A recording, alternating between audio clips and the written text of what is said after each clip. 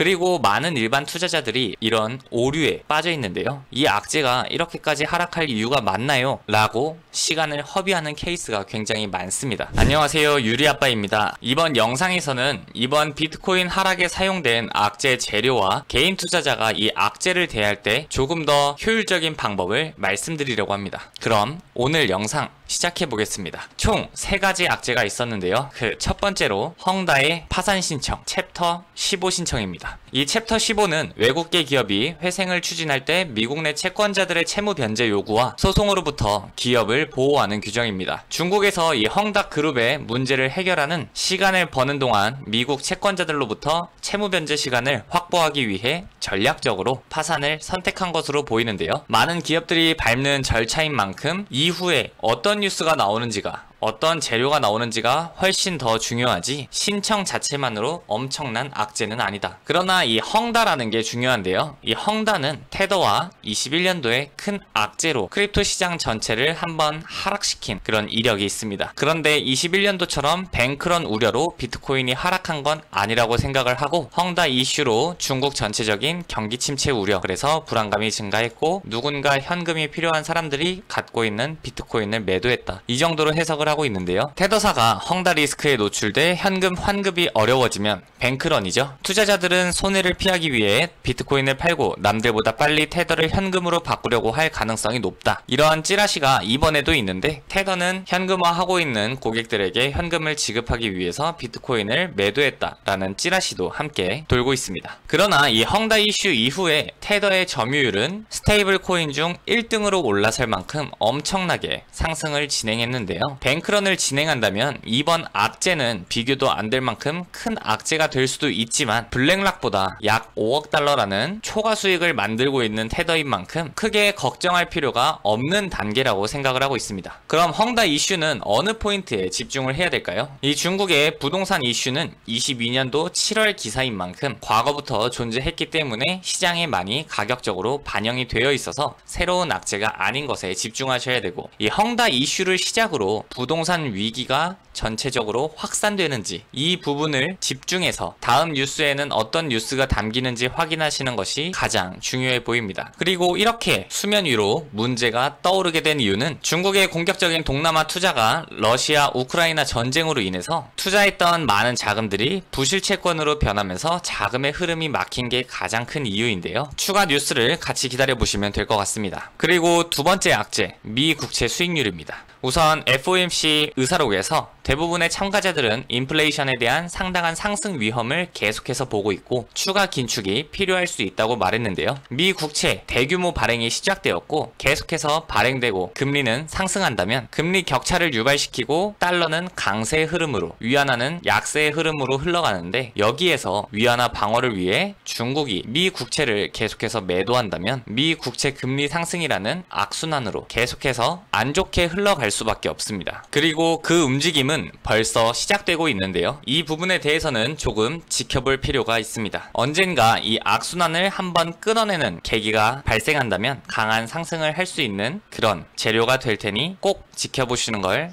추천드리고, 헝다 이슈와 비슷한 시간대에 함께 터진 악재가 있는데요. 이 스페이스X 그리고 테슬라, 과거에 BTC를 매도했다는 사실이 타이틀에는 방금 매도한 것처럼 과거라는 두 글자로 숨겨놓고 기사가 나왔습니다. 21년, 22년 대차대조표에 있었던 비트코인이 현재는 없다, 그래서 매각 시기는 불분명하다 라는 기사인데, 헝다 이슈와 같이 거의 동시에 발표가 되면서 시장의 공포감 조성에 한몫했다, 이렇게 생각을 하시면 되는데요. 일론 머스크가 비트코인을 엄청나게 많이 매도했대, 이렇게 이슈의 짧은 시야로 시장을 바라보신다면 손실을 볼 확률이 굉장히 커질 수 있으니까 이런 기사는 그렇구나 하고 넘기면서 갖고 있는 매매 대응 시나리오, 대비 시나리오에 맞춰서 움직이시는 것을 추천드립니다. 그러면 차트에서는 하락 시그널이 없었는가를 먼저 볼 텐데요. 우선 비트코인 주봉 차트에서는 하락 다이버전스가 스토캐스틱 RSI 거래량에서 3개 모두 보여주면서 강한 하락 시그널이 나와 있었고, 일봉에서도 하락 다이버전스로 조정을 한번 받고 추가적인 하락 다이버전스로 하락을 진행했다, 이렇게 해석해 볼 수 있습니다. 여기서 강하게 반등을 하면서